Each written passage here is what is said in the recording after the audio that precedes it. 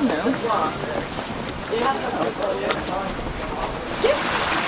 at Tintagel, what we have essentially are two castles. The first is a medieval castle built by the Earl of Cornwall in the 1230s, and the second, far older castle, is more of a settlement dating to the 5th and 6th centuries, essentially the time of Arthur, which is where the legend comes from that he was conceived here.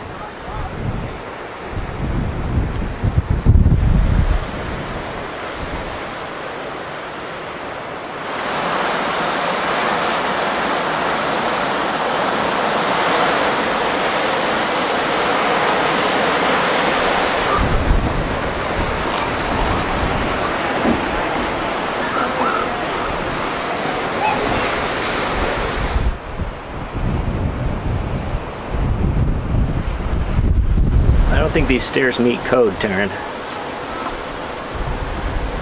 Be a bit of an understatement. It is Geoffrey of Monmouth's fault that the Arthur mania has extended to Tintagel.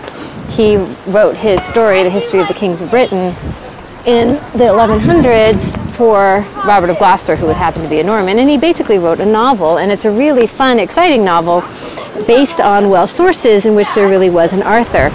And as it turned out, when they did excavations at Tintagel, there was a 5th and 6th century site here. This was a chieftain's fort, and they imported wine from the Mediterranean, and they also found, the archaeologists found a slate basically graffitied with a derivative of Arthur's name, Arturus, meaning the bear.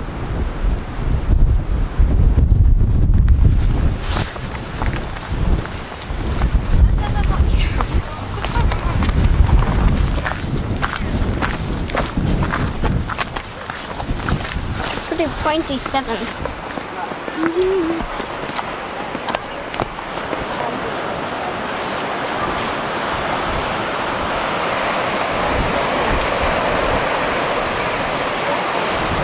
So these are Dark Age? Yes, these are Dark Age. They said there were hundreds of them. Yeah. Richard, the Earl of Cornwall, who was Henry III's brother, decided to build his castle here because he was a Norman and he had conquered the Cornish people who had this beloved legend of Arthur.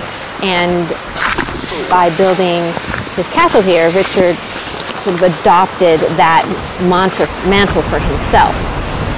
It also could have been a symbol of power, basically to say, here I am and I'm Norman, but I'm taking over your legend.